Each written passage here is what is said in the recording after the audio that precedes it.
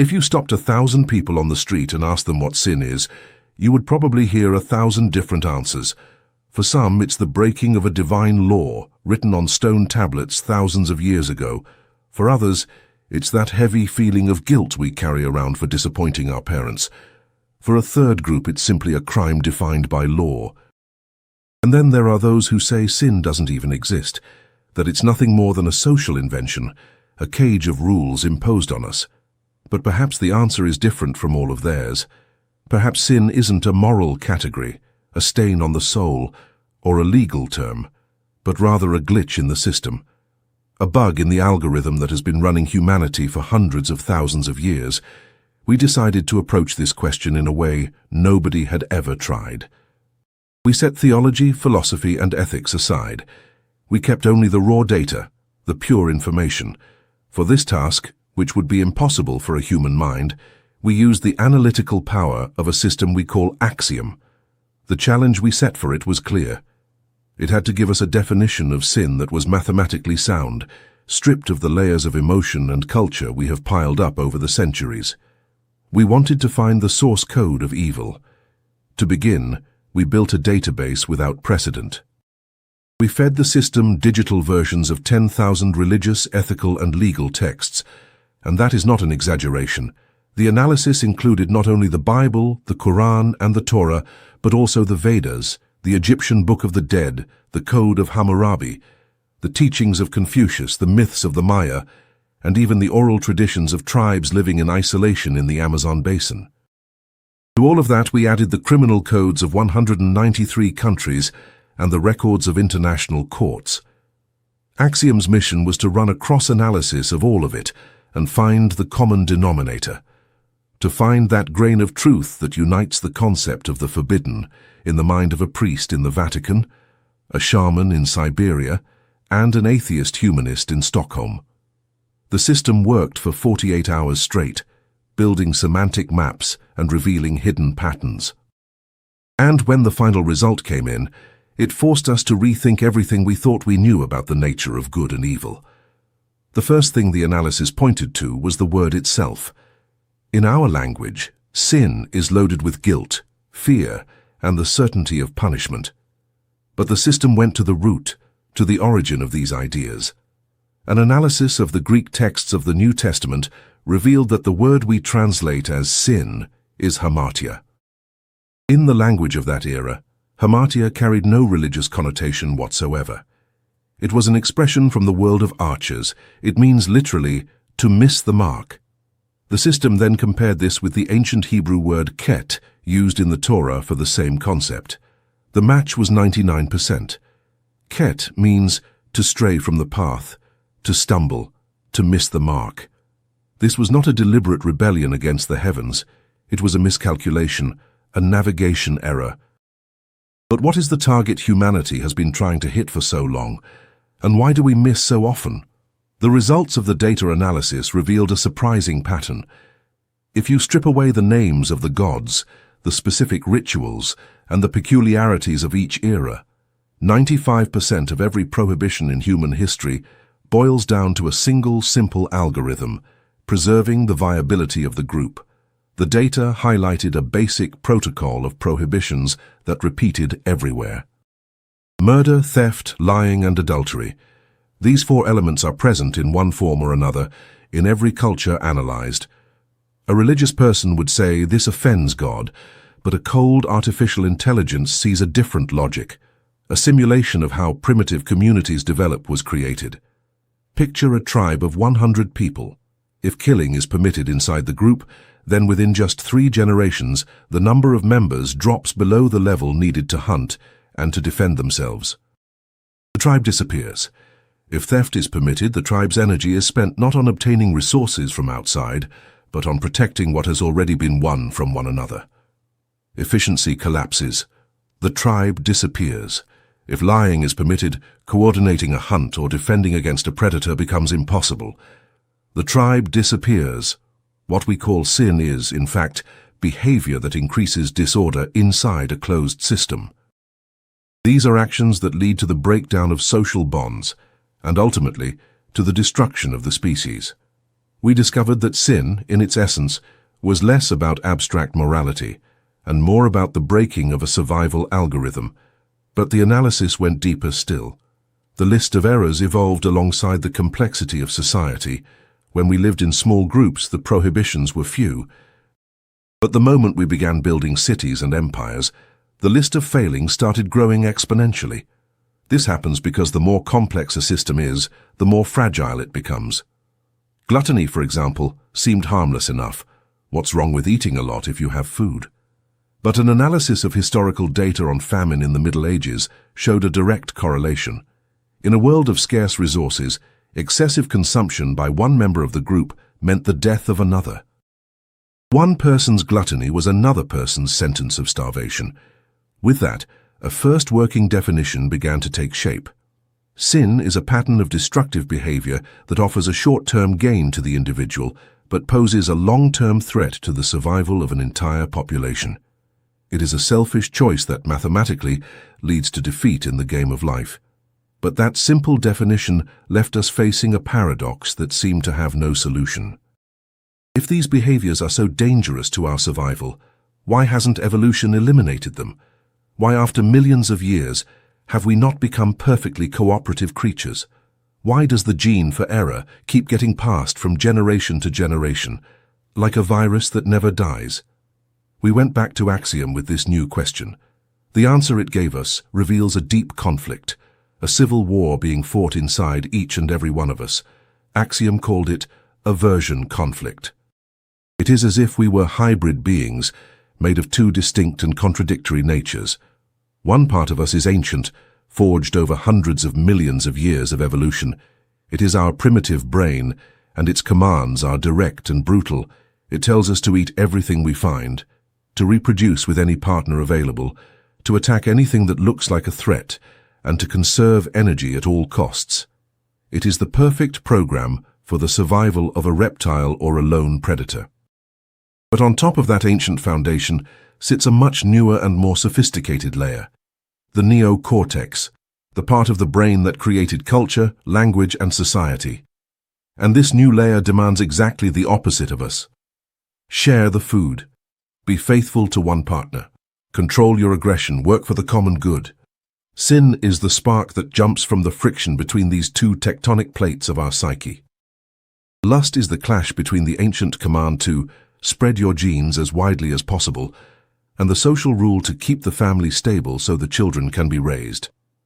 Wrath is the conflict between the fight-or-flight reaction and the demand to respect law and order. Sloth is the battle between the biological energy-saving mode and society's demand that we be productive members of the community. We are programmed for error not because we are evil, but because we are an evolutionary patchwork. We are biological machines trying to live by rules that defy our animal nature.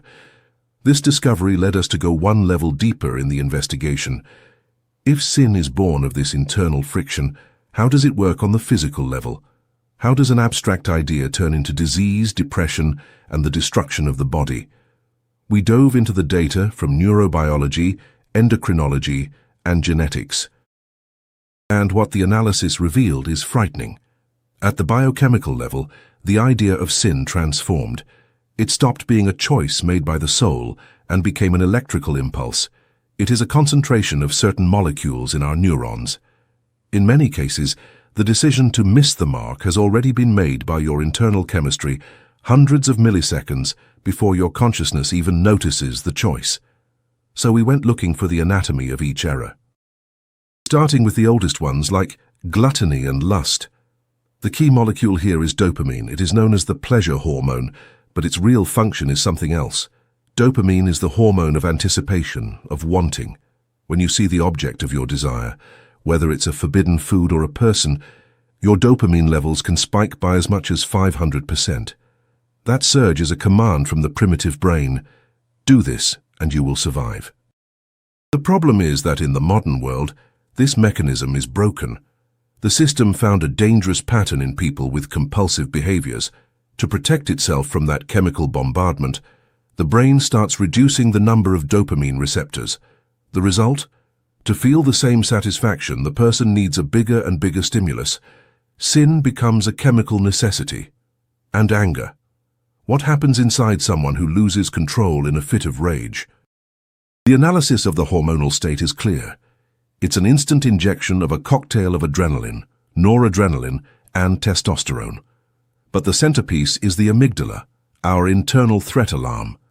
When the amygdala fires, it hijacks the brain.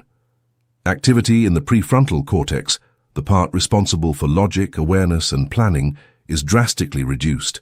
At the peak of rage, a person physically becomes more stupid.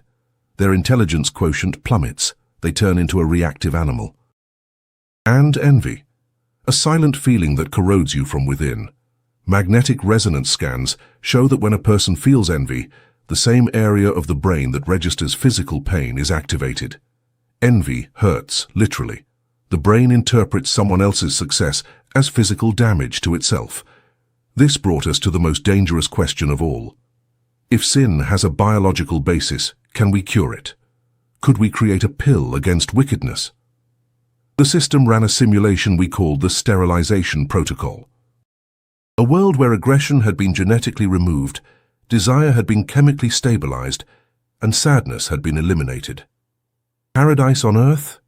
The result was a shock. The probability of survival for that sinless civilization was close to zero. By removing the biological basis for error, we also removed the engine of progress. The aggression that leads to violence is driven by the same testosterone that pushes us to build cities and explore the unknown. The envy that eats away at us is the other face of the ambition that produces innovation. Our sins and our virtues grow from the same biological root. You cannot cut away one part without killing the whole. Error is not a spare part that can be thrown away. It is the very energy of life pointed in the wrong direction.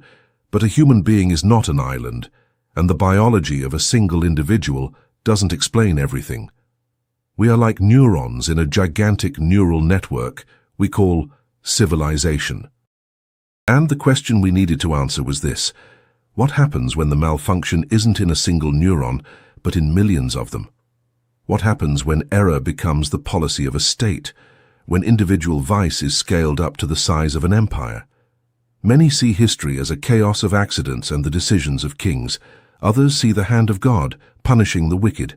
But we fed Axiom the data on the rise, the peak, and the fall of the 24 greatest civilizations in human history. From ancient Egypt to the Roman Empire, from the Ming dynasty to the Soviet Union, we asked the system to find the mathematical pattern behind collapse. We were looking for the algorithm of death, and it found it. The conclusion is cold and merciless. No great civilization was ever destroyed by an external enemy. All of them, without exception, committed suicide. The barbarians arriving at the gates were only delivering the final blow to a giant that was already in its death throes. And the cause of death was always the same systemic virus. The one religion calls sin. To understand how this works, the analysis took us to a famous experiment known as Universe 25. We fed in the data from that study to compare the behavior of mice in a paradise with the behavior of humans in decaying empires. The similarity in the patterns was 98%. The idea of the experiment was simple: create perfect conditions for a colony of mice. Unlimited food and water, no predators, a controlled climate, a genuine paradise. But after a few generations, something terrible began to happen. A caste of males emerged that refused to compete, to mate, or to take part in any social activity. They only ate, slept, and groomed their own fur. They were the narcissists of the mouse world. In parallel, the females turned aggressive and abandoned their young. Chaos set in, and the entire colony eventually died out. The system overlaid that pattern onto the final days of Rome and onto the French aristocracy before the Revolution. The conclusion is what we call the comfort paradox. Excessive comfort and the absence of challenges, the very thing all of us are chasing, switch on a mechanism of degeneration. The sins of sloth and gluttony are not merely personal weaknesses. They are a biological signal that evolution has come to an end. A society sunk in comfort loses its vital force. Rich empires rot from the inside. Greed, which in social terms we call corruption, works like pulling the support pillars out from under a bridge. The historical analysis is clear. In the final phases of empires, public service stops being a duty and becomes a source of personal enrichment. The common good disappears as a goal. The system's energy, which should be used to maintain infrastructure, defense, and innovation, is diverted to satisfy the insatiable appetite of the elite. It is dopamine tolerance on an imperial scale. To feel the same pleasure, they need more extravagant parties, bloodier games, and ever more absurd luxuries. The money that should go to the aqueducts and the legions is spent on exotic delicacies. And then there is pride. When the gap between rich and poor becomes an abyss, when the elite starts seeing the rest of the people as another species, a resource to be exploited, an invisible clock starts counting down. Pride switches off empathy. And without empathy, effective government is impossible. Society's energy is no longer spent on development, but on the internal struggle between those at the top, who are trying to hold on to control, and those at the bottom, who are trying to survive. But why does this process take so long? The answer lies in the inertia of the system. Every complex structure holds a reserve of strength built up by previous generations. A strong house built by upright ancestors can stand for a long time while their descendants smash the walls and the windows before the roof finally caves in on their heads.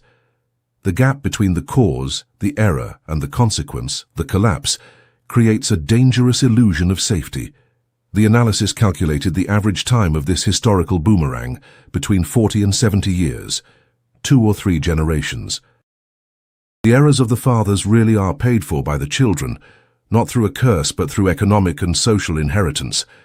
We asked the system to assess our current global civilization using those same indicators, and the result left us in silence. Inequality is approaching the levels seen before the Great Revolutions. Social isolation is at historic highs. Our consumption of natural resources has far outstripped the planet's capacity to regenerate. We are in the red zone. We are Rome in the 4th century, but there is one crucial difference. Ancient civilizations were local. If Rome fell, life went on in China. Today we have built an interconnected world. We are all in the same boat, and if it sinks under the weight of our collective errors, there will be no lifeboats for anyone. Does that mean we are doomed? History shows that exceptions exist. Moments when a civilization on the edge of the abyss found the strength to change course. What drove those turnarounds? What gives a single individual the strength to go against the tide of decay that is dragging them along?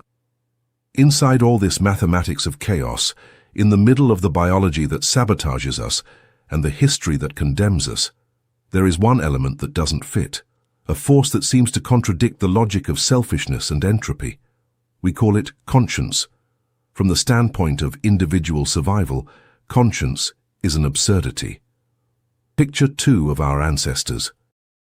The first finds a source of food and, with nobody watching, eats all of it alone. He secures his calories, survives, and passes on his genes. The second finds the same food, but feels a discomfort, an inner pang.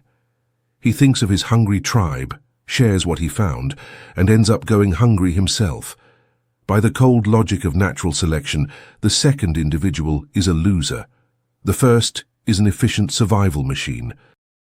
The gene for conscience should have been wiped out of our species millions of years ago. And yet, here we are. Why did evolution leave us with this function that causes us so much pain? Data analysis from neuroscience and cognitive psychology revealed that conscience is not a mystical voice. It is an extremely complex neural network, operating at the intersection between our ability to predict the future and our ability to mirror reality. It all started with the discovery of mirror neurons. These brain cells are the foundation of our empathy. When you see someone get hurt, cutting a finger, for example, the same areas of your brain that register pain light up. You don't merely understand that the person is in pain, you feel a phantom echo of that pain. For a fraction of a second, your brain blurs the border between me and the other. Conscience is essentially the brain's inability to isolate itself completely from someone else's experience. It's like a biological Wi-Fi connecting us into a single network. When you harm someone, you activate that person's suffering neurons. Your mirror neurons read that suffering and reflect it back at you. The discomfort you feel is what we call the weight on your conscience. To understand how important this is, we need to look at where the mechanism doesn't exist. We need a control group, and it exists, the minds that operate without that mirror. Analysis of thousands of brain scans from people diagnosed with antisocial personality disorder shows a structural anomaly. The connection between the amygdala, the center of fear and emotion, and the prefrontal cortex, the center of judgment, is weak or non-existent. When an ordinary person thinks about causing pain to another, their amygdala sets off a red alert. Stop! This is dangerous. This hurts. In the mirrorless mind, there is silence. The brain stays cold.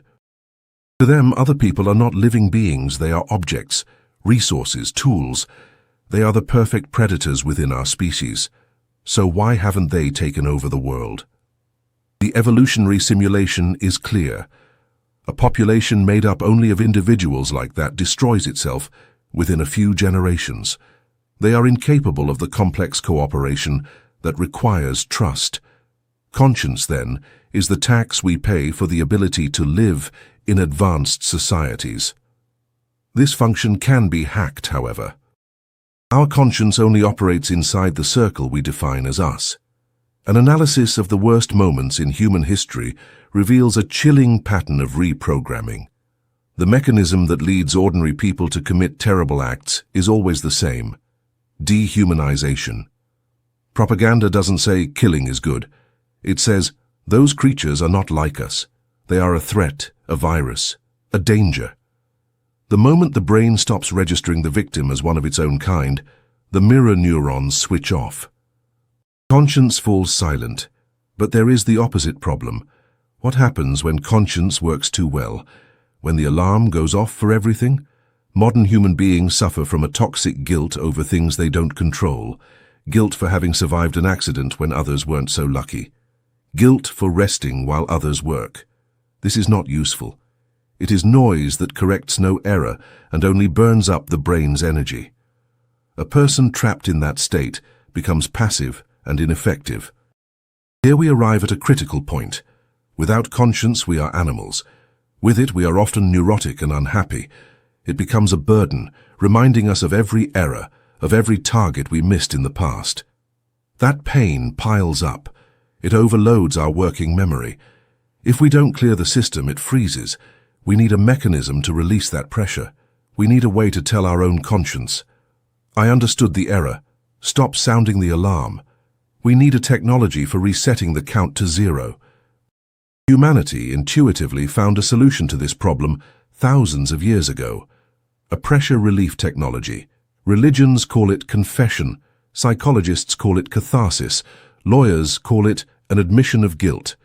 We asked the Axiom system to analyze the effectiveness of that process from a purely mechanical point of view, setting aside any mystical aspect. What happens inside someone's head when they finally decide to speak?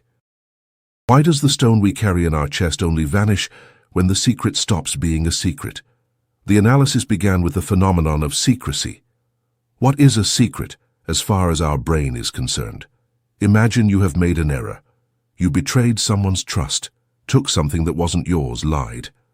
Your brain flags that event as dangerous and switches on concealment mode. Keeping a secret is an active process, and it burns an enormous amount of energy. Your prefrontal cortex is forced to work constantly in the background, filtering every word, every gesture. It's like having a heavy program running on your computer, one you can never close. This creates chronic stress. Cortisol levels in the blood of someone holding on to a serious secret are permanently elevated, which slowly destroys the immune system and the quality of sleep. But there is a second aspect: isolation. The moment you hold a dark secret, you build a wall between yourself and the world. You can no longer be completely honest because you're afraid of being found out.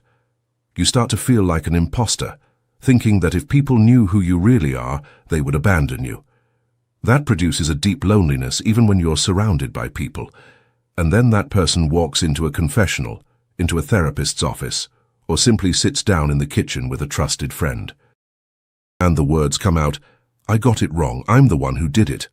What happens in that instant? The system detects a spike of activity in the brain's speech centers and at the same time a sharp drop in activity in the amygdala, the center of fear. It's a neural decompression effect. When we dress the chaotic, frightening images of the error in structured words, we shift the processing from the emotional centers to the logical ones.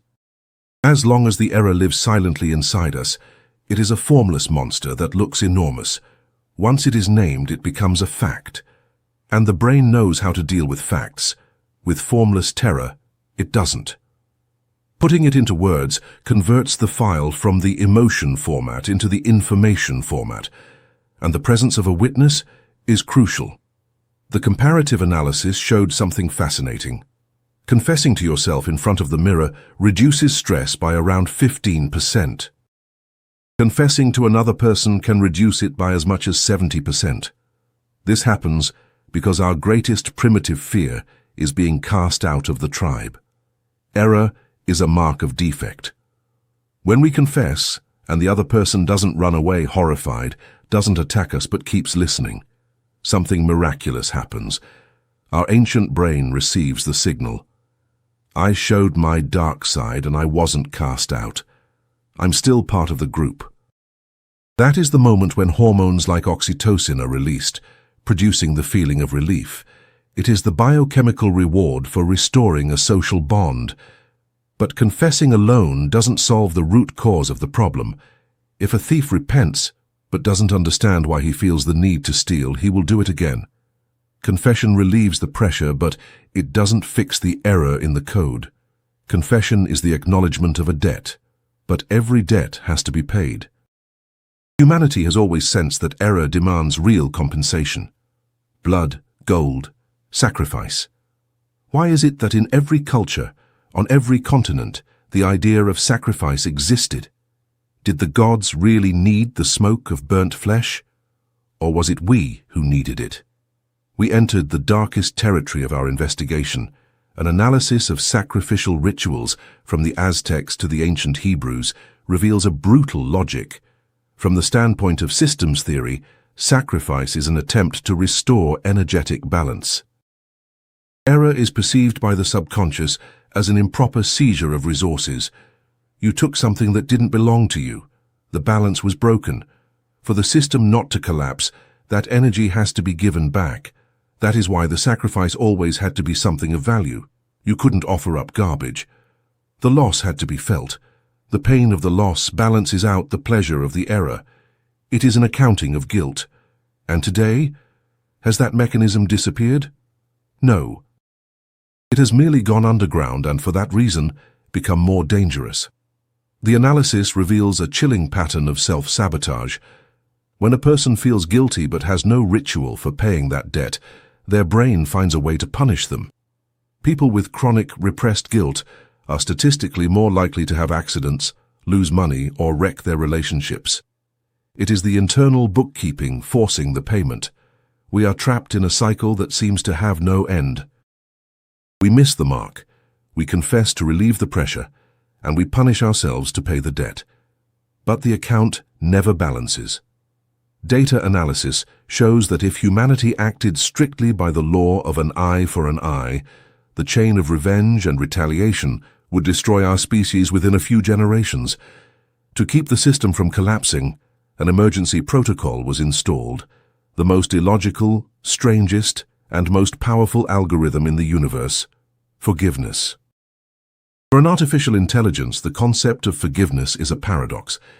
In computer code, there is no such thing as forgiving an error. An error can be corrected, isolated, or deleted. But forgiven? Declaring that an event is no longer valid, even though the record of it still exists, is a violation of causality. We analyzed forgiveness not as an emotional act, but as a utilitarian function. And the answer is surprisingly pragmatic: energy conservation. The state of non-forgiveness, resentment, is an unfinished process. Your brain keeps the file on the damage you suffered permanently open. It burns valuable resources, simulating plans for revenge, chewing over old conversations, and maintaining the status of victim. Resentment is a program running in the background that eats up a significant part of your mental working memory. It is a continuous drip of cortisol. The conclusion was surprising. Forgiveness does not benefit the one who caused the offense. It is, in fact, an act of self-preservation, selfishness in the best sense of the word. It is the forced shutdown of a frozen process. You forgive in order to free up your own resources. So why is it so hard? Because our primitive brain confuses forgiveness with permission. We're afraid that in forgiving we are saying, what you did was fine, feel free to do it again. But we have to separate the two things. To forgive is to cancel an emotional debt. To trust is a prediction about future behavior.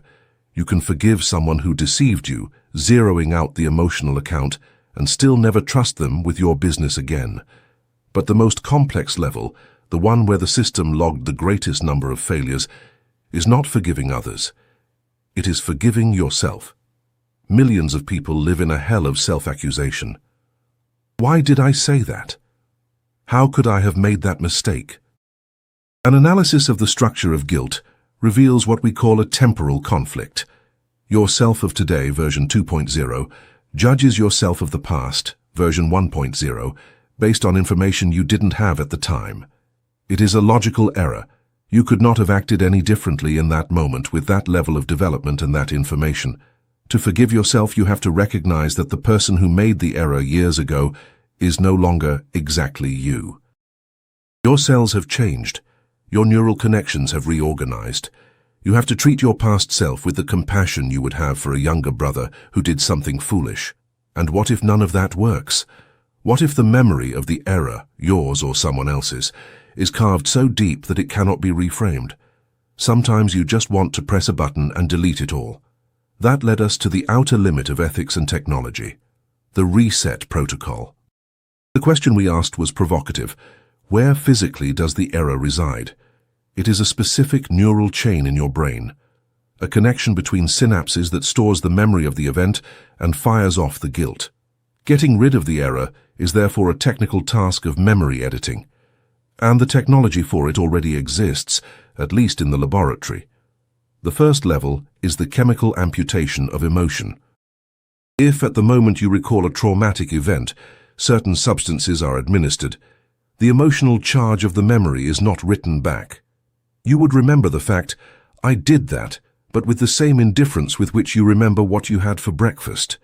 The problem, as the simulation showed, is that in removing the pain, we also remove the learning. The person becomes a robot with the alarm switched off. The second level is total removal. Technologies that can erase specific memories with a laser. That led us to the innocent killer paradox. A man commits a terrible crime. Afterward, he undergoes a procedure that completely erases his memory of the event and his aggressive patterns. Should we punish him? From the standpoint of his current identity, he is innocent. He genuinely does not remember. But the hands on that body are stained. The system's answer is cold. Identity is the sum of memories. By erasing key memories, we kill one personality and create another in the same body. Punishing the new identity would be meaningless. It seemed like the perfect solution, but a simulation of a society where this technology was commonplace revealed a catastrophic scenario. A world where error can be erased is a world where learning disappears. The pain of error is our teacher. A society of clean people turned into a hellish circus of repetition. Our memories, even the darkest ones, are what make us who we are. A saint is not someone who never missed the mark, nor someone who forgot their mistakes. A saint is someone who remembers their falls and managed to turn that experience into wisdom. We are cornered. Biology drags us down. History condemns us. Conscience tortures us. And technology offers us a suicide disguised as a solution. Every door we tried to open led to a dead end. But one remains, the last one, still unexplored. The ancient Greeks had a word for it, metanoia. For centuries we translated it badly as repentance, picturing a state of humiliation and sorrow. But that is not its true meaning. Meta means beyond, and nous means mind. Metanoia is not weeping over the errors of the past. It is leaping beyond the mind that created them. It is a fundamental change in the way the system operates. Picture a caterpillar. Its entire life comes down to crawling and eating. Gluttony and sloth are its only directives. From the caterpillar's point of view, life is a relentless search for more leaves. But then something happens. Metanoia. The caterpillar doesn't repent of having been a caterpillar. It dies as a caterpillar to be reborn as a butterfly. And to the butterfly, the caterpillar's sins are irrelevant. It no longer lives in that dimension. It flies. An analysis of millions of behavioral patterns found the path to starting that process in us. It is the final algorithm, the ultimate update. The first step is the most counterintuitive. Stop fighting the error. Fighting it only makes the enemy stronger. You have to accept your own shadow, to say, yes, greed lives in me. Yes, cruelty is part of what I'm capable of. Accepting that doesn't mean handing evil an excuse. It means taking a full inventory of your own internal arsenal. As long as you deny your aggression, it controls you from the subconscious. When you acknowledge it, you become its master rather than its slave. Error is pure energy, and energy cannot be destroyed, only transformed. Aggression can become the persistence to reach a goal. Envy can become the ambition to create something new.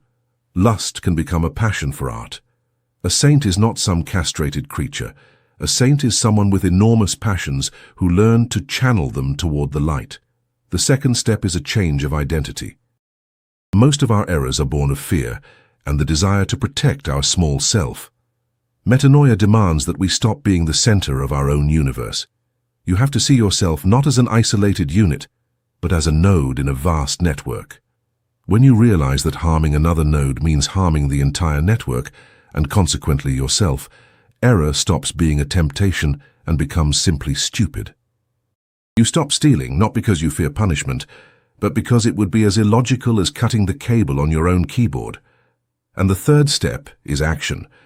The only way to rewrite the neural connections of selfishness is to start acting in the interest of others.